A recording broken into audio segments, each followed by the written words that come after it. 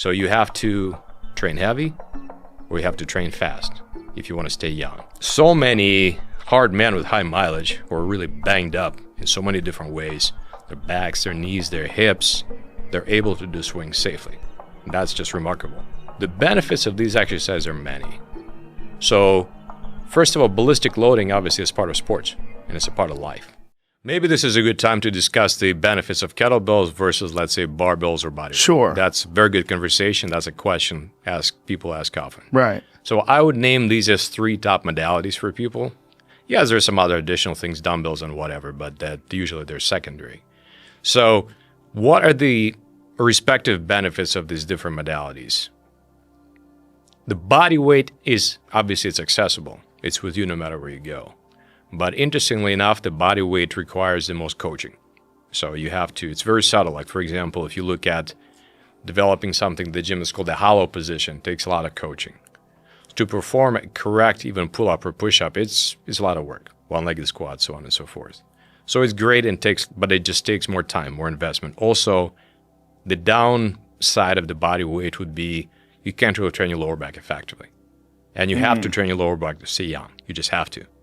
And whatever you do, back extensions, other stuff, neck bridges, it's not going to do it for your back. It just won't. So body weight, great modality, but with these limitations.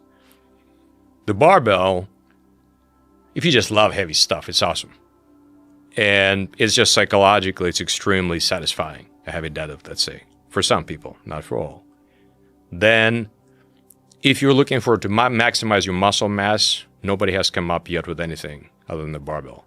So, you start doing, some repetition, deadlift, squats, so on. So that's another reason.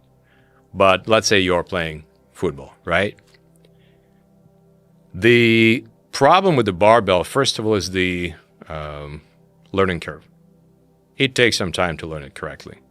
It's not easy to master it, and it takes a lot of instruction. In addition, the barbell is not forgiving. So let's say that one of your shoulders is jacked up. It's just not very forgiving. Because you just have to adjust yourself to the bar as opposed to make the implement adjust to yourself. So this is where the kettlebell comes in. First of all, the kettlebell, because it moves freely, it adjusts to your body, to your physiology, to your anatomy, I should say. So it worked quite well. For example, Mark Rifkin, he's one of my top instructors. He was a highly successful gymnast in the past, and later on he was a coach for women's powerlifting national team, and great powerlifter too.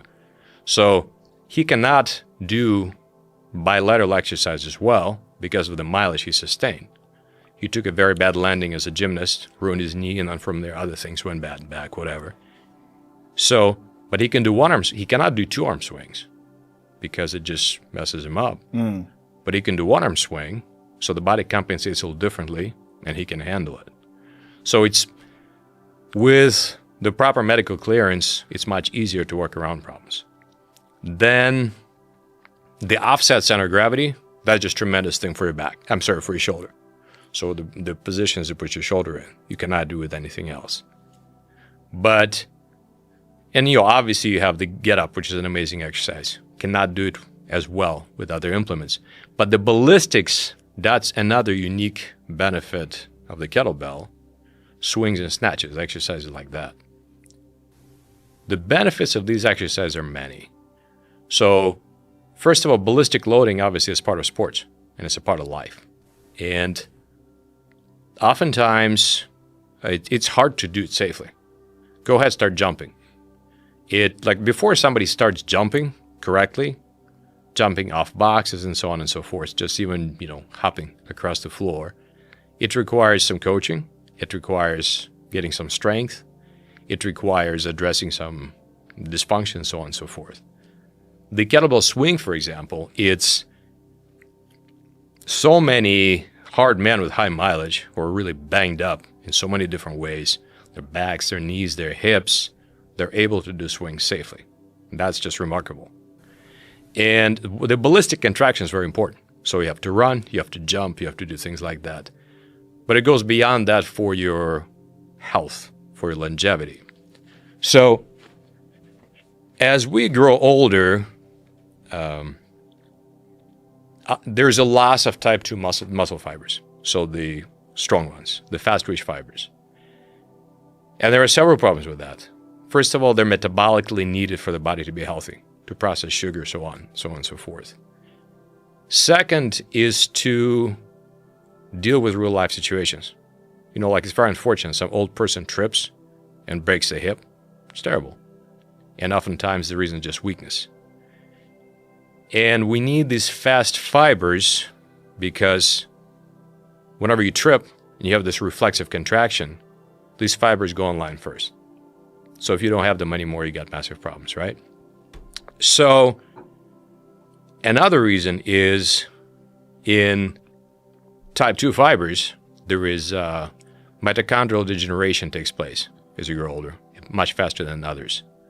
And if you don't take care of that, that's aging. So you've got to train these type 2 fibers. And there are only two ways to train type 2 fibers. It's heavy or fast. So there's no third way.